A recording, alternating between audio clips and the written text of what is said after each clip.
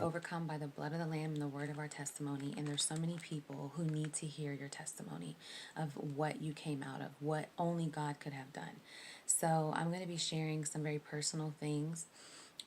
They are going to be, I'm not going to go too deep into some of the things that have affected me in life because I have to also think about other people who I don't want to offend anyone.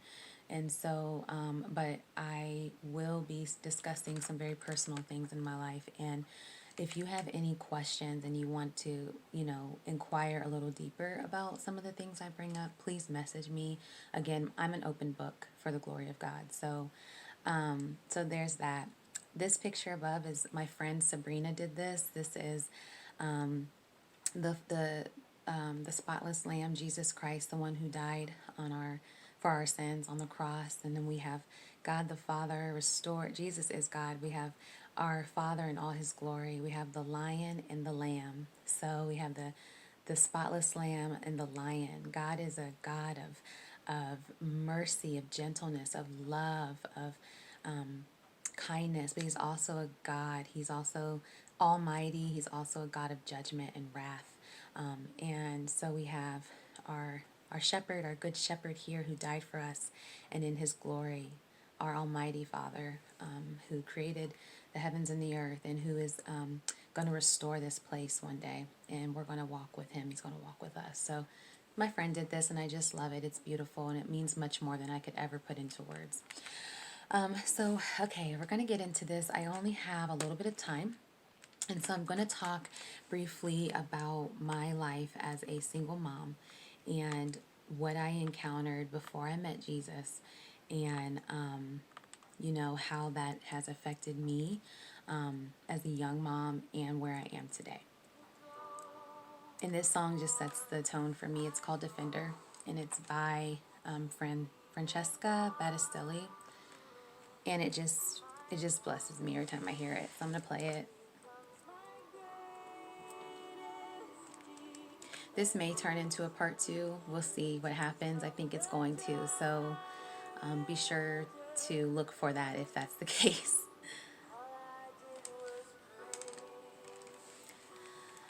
Okay. So this is emotional, so I'm going to get emotional probably a little bit because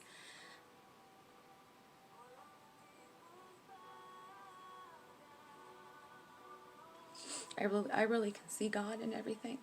I see my Lord in everything, every hardship I've ever endured, and the victory that He has given me.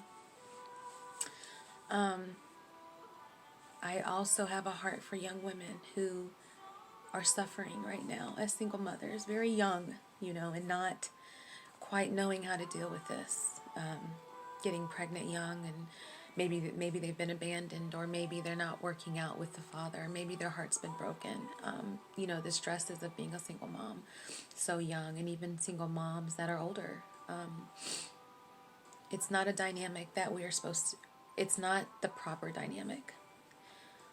Mothers are not supposed to raise their children alone. So you're feeling the brokenness in that. Sin, our brokenness is an appropriate response to our sin. And we're going to feel it. And we're going to feel the shame. We're going to feel the guilt. We're going to feel the heartaches, the pain through our circumstances that we find ourselves in. But there's hope. And so when I was 17, I met my son's biological father. I was very young and broken at that time. I was looking for love. Because if you've watched my previous video, you'll know kind of where I ended up, just getting into the wrong things, drugs and drinking and sex. And I was trying to feel something that could never be filled. I desired a covering. I didn't have my father. I never met him. And we as women, as little girls, we're designed, even as little girls, to be protected, to be led, to be covered. And when a little girl doesn't have that, she goes and looks for it. And there's people out there who are also broken that we encounter. And a lot of people are predators too. There are some really bad people out there with the intent to hurt you. And then there are people who are just broken, and broken people hurt each other. And so, sorry, I was looking for love in all the wrong places, and I met my son's biological father at 17 in the wrong place. It was a very undesirable place, even for him. I mean, I had always saw more for him, and we met there in this undesirable place. I'm not going to go into that. And I didn't have any. There was no red flags. I didn't pay attention to any red flags. And I developed a very strong care for him. I thought I loved him. It wasn't that long that I knew him. But I really cared deeply for him. And I was very young. I wanted to save sex for once we got to know each other better, but he didn't want to wait for that. And I settled because I wanted to please him and I wanted to be with him. And from the very first time we had sex, I got pregnant. I want to back up a little bit because I got to talk about an ex-boyfriend that I have known half my life, that I met when I was 14 or 15 years old, I think 14. And we had been dating back and forth for years. And his family kind of became my family, and that's just how it was. He and I had broke up right before I met my son's biological father. That didn't work out. Oh my gosh, this crazy video just came up. It's a commercial, and it just is so embarrassing what this lady just said during my video. I hope no one heard that. I'm on YouTube, so you never know what you're going to get. And so, anyhow, we had broke up right before I met my son's biological father for some, just whatever reasons. He's still a friend of mine to this day, and he has actually been who, his family has been my support system as far as family. And they kind of took me and my son in and adopted us as if we are their family and my son is a part of their family. And I'm thankful for that. So I had to back up a little bit because I'm going to go into more detail about my son's biological father. Our relationship, once I told him I was pregnant, the first thing he said to me was, he's not mine, or the child's not mine. And I think it was just something, I think in our brokenness and where we were and even his circumstances he was struggling in, I think that was just, it's become a culture, you know what I mean, to, nah, I'm good with that, there's a lot of deceiving people in this world, women too, and I think that was just his first instinct, is to say, that baby's not mine. And unfortunately, in this world today, it is a culture nowadays to say that and to leave your children. It's unfortunate. But he also had other children. I knew about one, but I didn't know about the other. And once I found all that out, I was 7 weeks pregnant, and and it broke my heart. It really broke my heart because I didn't know anything about it.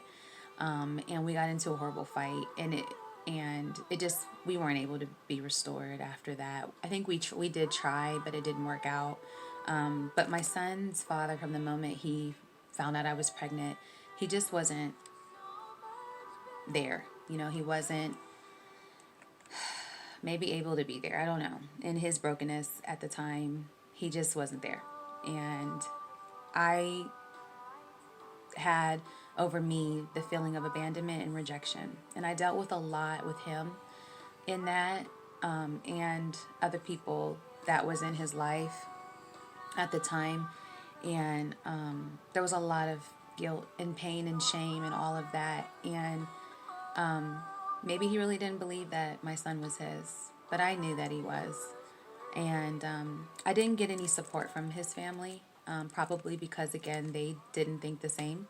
And they had probably been through down that road before, with maybe other women. And, family sticks together. So, I don't have any ill will or any bad intentions for his family, but I was really broken during that time because I was very young.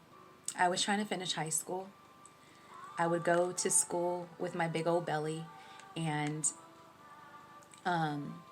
it was embarrassing. I think I was the only pregnant girl in my school, or the second girl, and there was a lot that went into that. I really tried hard to do well in school, despite what was going on around me, and the lack of support and the shame I felt, and still having a love or a heart for my son's dad. I was just so broken. I was so hurt. Oh God, my heart was just like broken, and I was so young again, and like I didn't know how to deal with that, and so during that time, I tried to do my best to really just be a better person. I was a very troubled young girl, especially in school. I was working, and I believed in working and doing what I needed to do. And I really tried to do good in school. I was trying to get better because I knew I had a child on the way. And during that time, with kind of the abandonment from my son's dad, I met this guy, another guy, while I was pregnant. And because me and my ex that I told you about originally in the beginning, we didn't work out. And then me and my son's biological father didn't work out. So I was just looking for love. I was looking for a father for my child. It's just a very confusing, kind of crazy story. And my ex, he wanted to be in my life, in my son's life. But I was ashamed because we had just broken up, and then for various reasons. And then I met my son's biological father and got pregnant. So I was in shame, and I didn't want, I just felt like ashamed, I just wanted to forget everything, and I didn't want my ex to get involved in that because I was ashamed, and I also struggled with the dates. Like, okay, I was just with my ex, and we broke up, and then I met my son's biological father right after that. So for a while there, while I was pregnant, I was confused, like, which one? But after like calculating the dates and maybe an intuition, I just knew that my son, biological father, was the man that I had met after I broke up with my ex. And after the abandonment of my son's father, I just was like, forget it. And I met this guy online, and he ended up being very, very abusive, very verbally abusive, very hurtful. And I struggled a lot with that. I got into a very domestic violence situation that I felt I couldn't get out of. And he threatened me and stuff and my child often. And he would do some very damaging things. So that whole season of breaking up with my ex originally, that I had been with off and on since I was 14 or 15, to getting pregnant by my son's biological father, to meeting a very abusive guy who was very violent. That all occurred while I was pregnant. I was under a horrible amount of stress. I had trauma inflicted upon me with my son's biological father, from the pain that he inflicted through his actions and the things he'd say to me. And then my new boyfriend that I went out looking for so that he could father my son. And I realized he was not a good father figure. I'm not saying these things to degrade him. No one knows who he is on here. So unless he watches my video, then he won't know. But even if you do watch my video, I've forgiven you for that, but you are part of my testimony, and I do got to get that out, because I know there's other women out here who need to hear it. And that goes for everyone, any of y'all who are listening to this. I have nothing but prayers that go up for you, but people need to hear this testimony, because I had to go through it, and I know that there is a reason why I had to go through it, and there's other women who need to hear it. So anyhow, the final, I mean, like I said, I was going through all these traumatic things, and I didn't choose men well, and I was lost and I was hurt, and so I ran into lost and hurt people. Okay. The final straw of that situation, during this whole time with this very violent domestic violence situation I was in, I finally had my son. My son's father was not present. He completely just we just he was just gone. You know what I mean? Like, we didn't communicate. And then that takes me back to my ex from the beginning that I was with at a very young age, off and on. He kind of he wanted to be there, and I trusted him. I knew him better than any of the rest of them, the other two, and I trusted him, and I knew he cared about me, and I cared about him. But again, we were never able to repair that relationship. But he and his family, the day I got out of the hospital, they called and they wanted to be a part of our lives. Even though I had mentioned that this situation is complex and there's another person involved in it, they still accepted me and my child and just kind of adopted us and took us in. And my ex-boyfriend's mother has been a blessing in my life and in my son's life. And his brothers, they're like my brothers. And his whole family, his aunts. I just remember I needed someone there. I was in this very bad relationship with this violent guy. After having my son, I needed something good and normal in my life. And I had this little baby, who's, the biological father had, just left. We didn't have any communication. And then I was in this horrible relationship with this other guy. And then my ex, who's known me since I was a child, since I was younger. And it felt good to just be accepted and to just be welcomed in. And I remember that I had my son, and maybe within that week, my ex from originally came to pick me up with his aunt. And we went and we got a great meal. And I introduced my son to all of them. I brought him there. And I remember walking in to the living room and just being embraced with gifts and love, no judgment. It was still a very weird situation. It was complex, and we weren't quite sure. We were looking into DNA testing, talking about that, but I didn't get any of that then. It was just, they just welcomed us there, and they took us in. And I've had them as a support system for me and my son for a long time, as far as having family.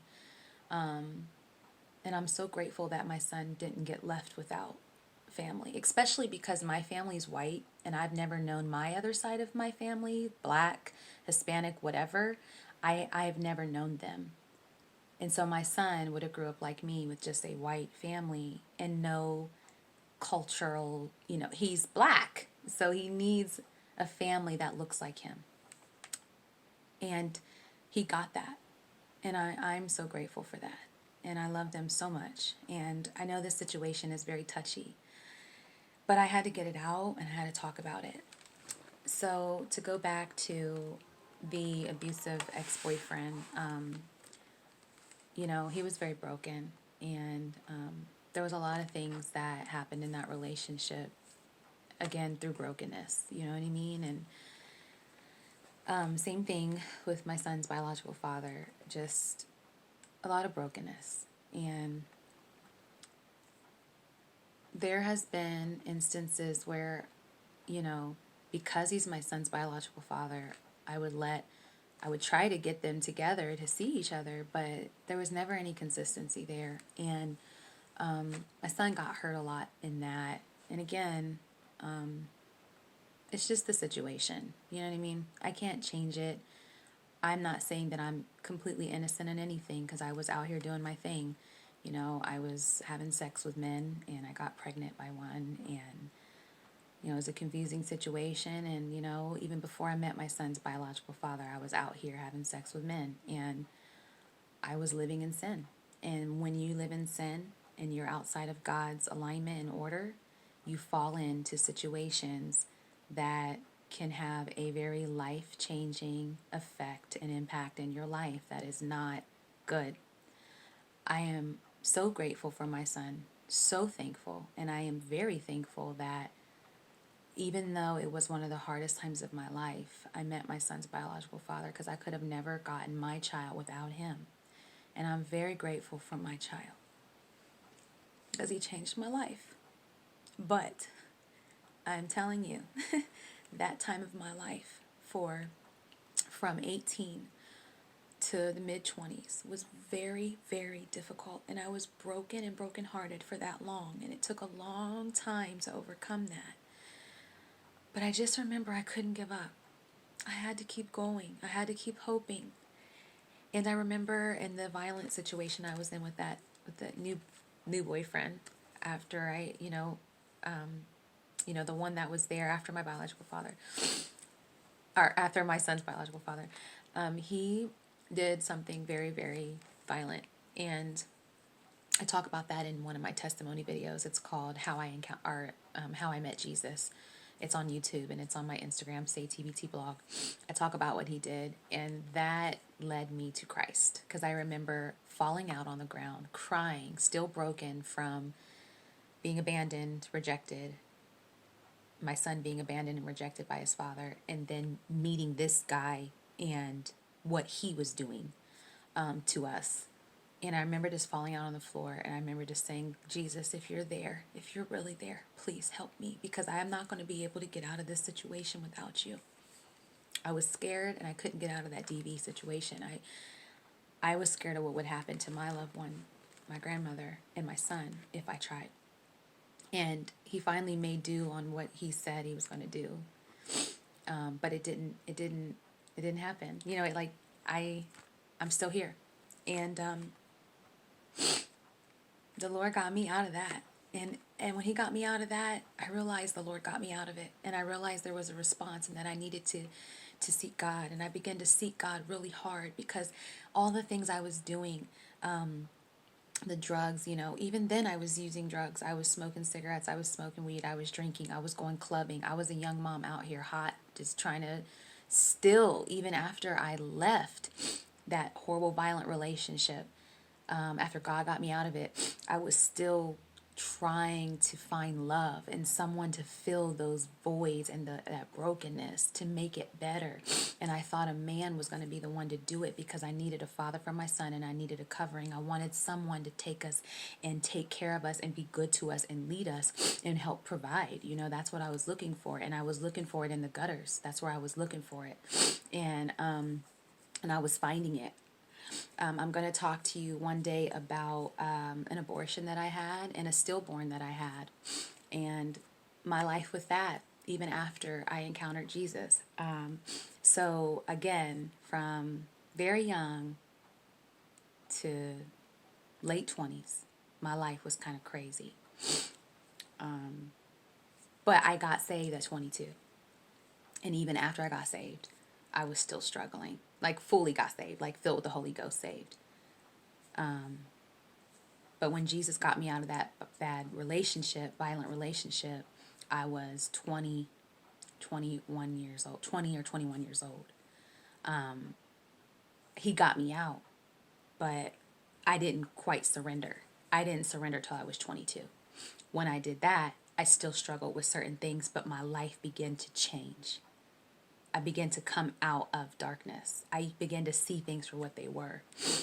And when I was going through all of that situation with my son's biological father, I the shame on me from that, because at the end of the day, no matter what anyone says, there is a bond that is made between two people who have a child together. Even if you don't want it, there's a bond there. And it could be a good bond, it could be a bad bond. Mine was a very bad stronghold. And I had a stronghold over me. And it took forever to break that stronghold. And during that time, that hard time where there was trauma and different things I was going through with that situation, I never thought I was going to come out of that situation. I thought I was the only woman in the world who was going through it. I thought I was the only woman in the world who was rejected and abandoned like this. I thought I was the only one who was so unworthy and so disgusting that that person didn't even want me or my child because I wasn't good enough. I wasn't good enough. And I thought I was the only one. I thought that was true about me. And little by little, the Lord put people in my life. He orchestrated things here and there. It takes a village, and I'm very grateful for whatever village God plants in my life. And you know, through all of that, God has orchestrated different things. And I want to tell you, young moms especially, that there is nothing that's going to fill that emptiness you have. And that the things that we do here in life and our sin causes these consequences. But God will walk through those consequences with you. And everything that the enemy intended to destroy you, the Lord will turn it around for your good, even though you were outside of his will. And I was outside of his will. My son and the way he was born was outside of God's will. The relationship that I encountered, the relationship that I got into with his father, his biological father, was outside of God's will because of the way that it happened and the people that we were at the time. We were not whole and we were not healed, and we were not married or any of that.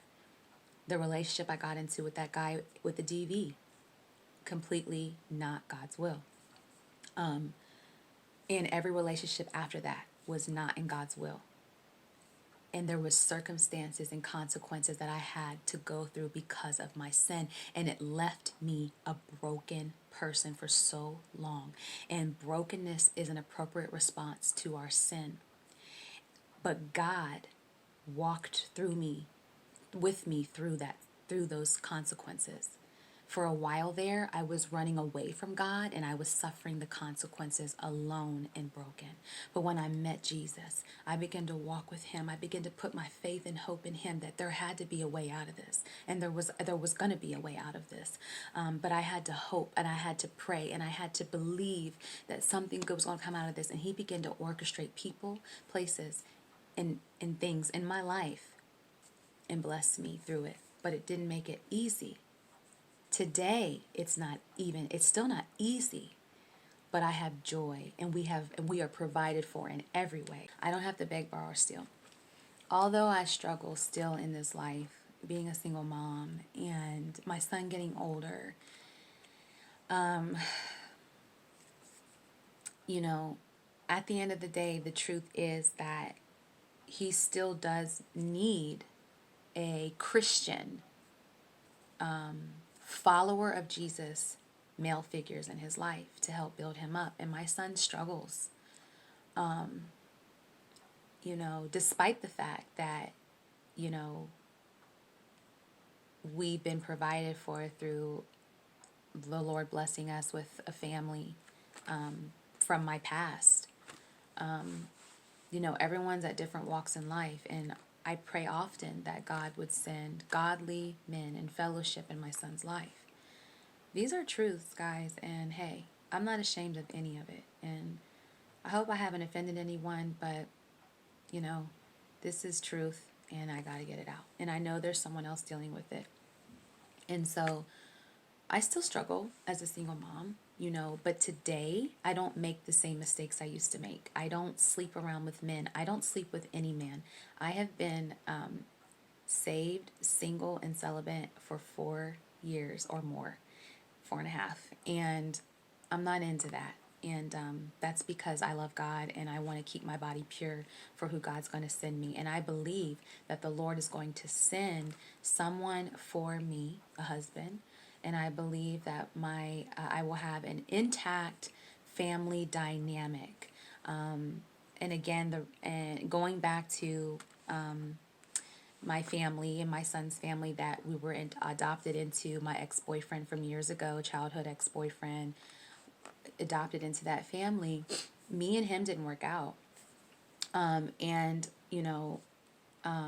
he has a beautiful family of his own. He has, he's in a relationship, and I'm so grateful for him. And I want the very best for him, but there's no, restoration in any of that. Like, God took me out of those 3 relationships for a reason. And that was not his will for me, and that was not his will for them.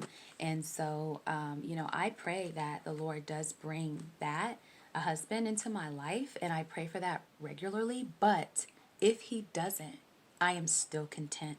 And that's where we got to get, ladies, is if the Lord does not provide the husband, you must be content, because God is the husband. And listen, when I say husband, I mean he's our provider, he's our protector, he's our defender, he's our restorer, he's our covering, ladies. And if you can't see that, then maybe you're not ready for a husband. There's so much in having a husband and you being a wife.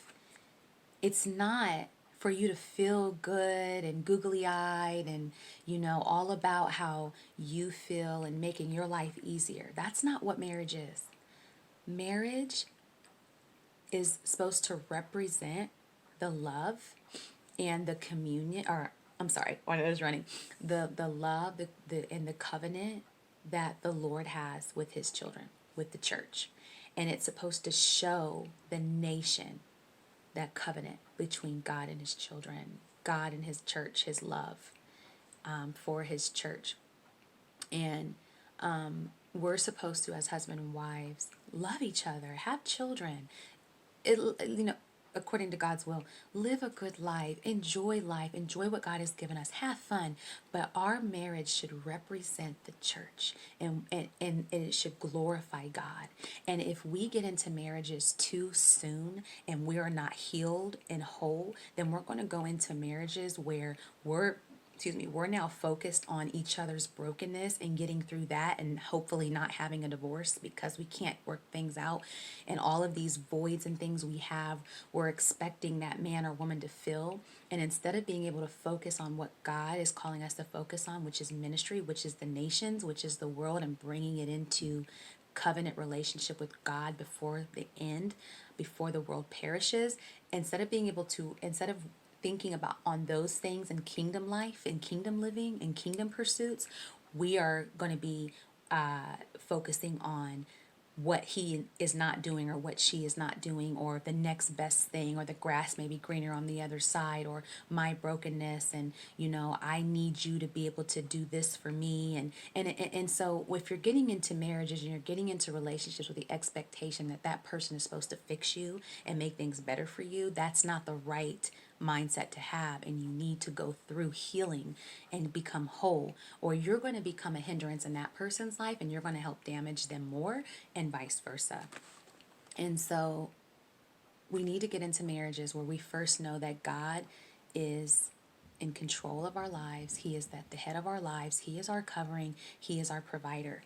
And trust that God's will be done, not our will, but we want God's will to be done.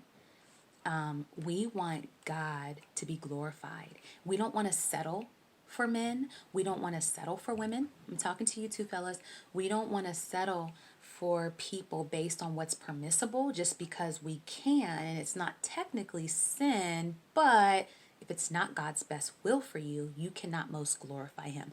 If it's not God's best will for you, you cannot fully meet the potential that God has for you. So I say that to say, I do pray for a husband.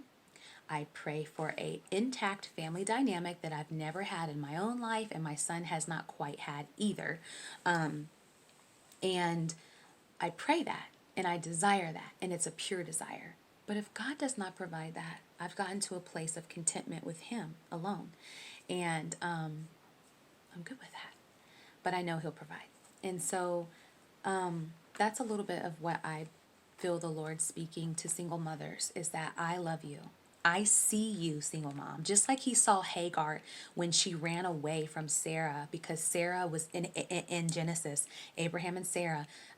There was sin involved in that whole situation. Abraham got Hagar pregnant. Sarah began to be very mean to Hagar, and Hagar ran away from her maiden because she was tired of her mistreating her. And God went and met her where she was and said, "Where are you going?" And He saw her and He asked her, "Why are you out here? And where do you think you're going?" And He came to this single mom in a way because she was rejected. He came to this woman. She was married to Abraham, but she was a concubine and she wasn't even legitimate, right? That's how we feel sometimes. We feel not legitimate because we built our houses on sinking sand, and they a lot, not all of it. Well, yeah, all single moms, because if you're single, then there's a reason why. There's something not right. We built our houses on sinking sand, and they're illegitimate and they sunk. And even though it wasn't on her, she didn't. She was just doing what was told to be done. Hagar was. Read the story. And so she got caught in a situation where things were inflicted upon her. And it was an illegitimate situation. It was a mess. And God did not orchestrate it. And but He still saw her. And she said, "Now I know that you are El Roy, the God who sees." So God sees us single mothers. It may not seem, because the church doesn't talk about single parenting or single mothers or single anything, really, unless you're single with no kids and you're young. They don't talk to us. They don't speak to our heart. The church just doesn't speak to, we need to do better at that. And so, but just know, my best friend told me this one day. The Lord sees you in your singleness, and He sees you as a single parent, and He's come to be that help that you need in your single parenting life.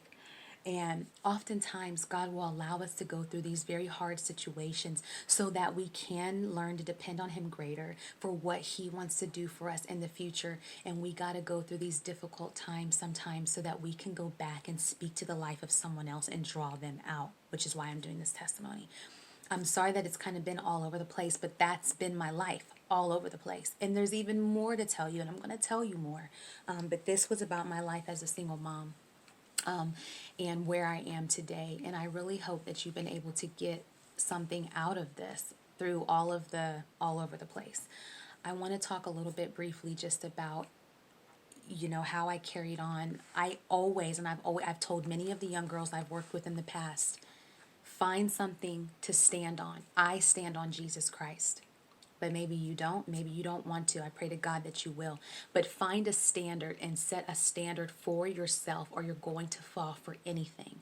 Young lady, find a standard for yourself. There has to be some sort of standard that you have for yourself as a woman. Okay? Whatever that is, set a standard for yourself and live to it. Live by it. And don't let anyone come in and draw you out of that. Stay focused if you can, and keep employment. Always have a job. Keep a job. You need a job. You have to have resources. You need to have employment. You need to have income to support you and that child. Early bird gets the worm first. Go get into those programs and those things that you need to support you while you're single parenting in the situation you're in, if you still qualify. Okay? Take advantage of those things to help you. But do not stay there. Okay? The Lord wants to bring you out. You will arise out of your situation. You will come out of that pit if you put your hope and faith in Jesus, okay? Again, maybe you're not quite there. That's why I said set a standard for yourself, all right? Ask Jesus, Lord, I don't know you. I don't know what this is. I've heard about you, but I don't trust you and I don't know anything. I don't get this, but if you're real, would you come and reveal yourself to me? Just do that. I challenge you. Do that, okay? Set a standard for yourself, all right? And keep employment. Keep employment. I had a very inconsistent employment history, but I always kept the job. Then I finally learned consistency and what it means to keep a job and be consistent, even when I didn't like the job, even when I had my little attitude problem. And I had an attitude, people. Like, I was like rude, and you couldn't tell me nothing at it for a season of my life. And I could be insubordinate. I mean, there were times I was, and I'll quit a job. It just put me back, okay? Let's just say that. So eventually you get a little older, you get a little more mature, okay? And you realize that consistency is key. It doesn't cost anything to be consistent. So find a standard for yourself. Keep a job, ladies. No matter where you are, keep a job, okay? That child needs love, okay? Your child needs love. Muster up, even if you're filled with pain and bitterness and heartache. The love that you have, that little bit of love, muster up enough and give that love to your child. That child needs love, and that child cannot help that it's born into the situation that it was born into. Give your children love.